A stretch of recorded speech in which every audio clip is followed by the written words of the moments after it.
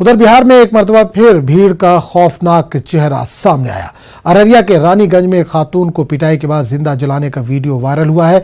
भीड़ ने हैवानियत की हदें पार करते हुए बच्चे के कत्ल के शक में खातून को खूंटे में बांधकर जमकर पिटाई की।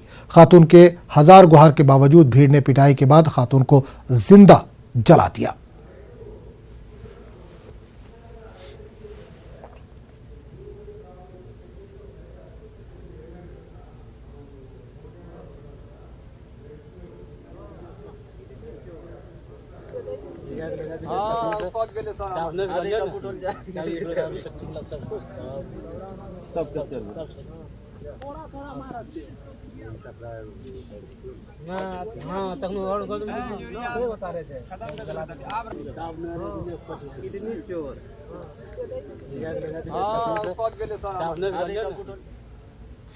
उन्नाव इस्मत रेजी मामले में सीबीआई ने चार्जशीट दाखिल कर दी है। मामले में कुलदीप सिंह सेंगर पर मुजरिमाना साजिश और धमकी देने का इल्जाम आयद किया है और चार्जशीट में ट्रक ड्राइवर को कई दफात के तहत इल्जाम आयद किए गए हैं। सबसे अहम बात यह है कि मामले में मुलजिम मेंबर असेंबली कुलदीप सेंगर और उसके साथी के खिलाफ सीबीआई ने कत्ल के किसी भी इल्जाम को शामिल नहीं किया है। सीबीआई की चार्जशीट में कहा गया है कि मुतासरा के 3 लोगों के जरिए 9 दिनों तक इस्मत रेजी की गई और 2017 में जिस वक्त इस्मत रेजी हुई उस वक्त मुतासरा नाबालिग थी। इस मामले में अगली सुनवाई 15 अक्टूबर को होगी।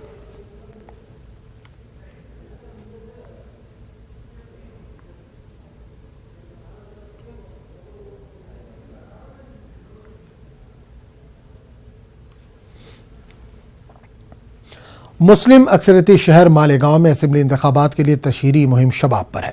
मालेगांव सेंट्रल हल्के इंतखाब से एमआईएम के उम्मीदवार मुफ्ती मोहम्मद इस्माइल का मुकाबला कांग्रेस के मौजूदा रुकन असेंबली शेख आसिफ से है।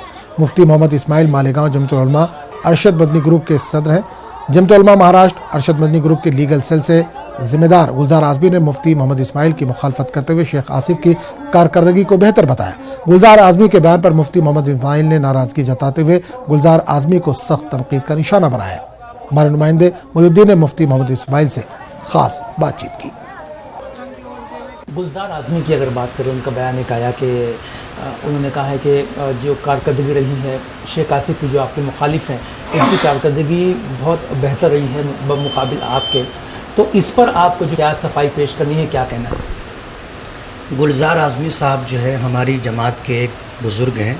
मालेगांव से मुताल्लिक इलेक्शनी पस मंज़र में उन्होंने जो बात शेख आसिफ साहब से मुताल्लिक कही है, पूरी जमीयत के लोग इस बात से इत्तेफाक नहीं करते। शेख आसिफ साहब को ले करके उन्होंने जो बयान दिया है वो असम्बली में उसके कुछ बयान, कुछ उसकी बातें हैं जो 0 आवर के अंदर उसने की है और उसी को लेकर के उन्होंने ये बात कही है। मालेगांव के लोगों का एक आम तासुर ये है कि उन्होंने जो है एक फेस्टिवल किया था और उसमें जो है कुछ लोगों को अवार्ड दिया था।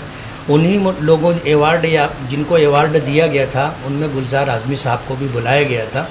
और आदमी कहते हैं कि अल इंसान अब्दुल एहसान, के इंसान जो है कहीं ना कहीं एहसान से मुतासिर होता है। लेकिन गुलजार आजमी का कहना है कि आपने भी उनको अवार्ड दिया है, अगर शेख आसिफ ने दिया है ये तो हम लोगों ने अवार्ड काफ़ी दिनों पहले दिया था। अच्छा, एक सवाल आपसे ये है, बहुत अहम सवाल है कि गुलजार आजमी भी जमीयत का हिस्सा है, अरशद मदनी ग्रुप का हिस्सा है, आप भी जमीयत का हिस्सा है, अरशद मदनी ग्रुप का हिस्सा है।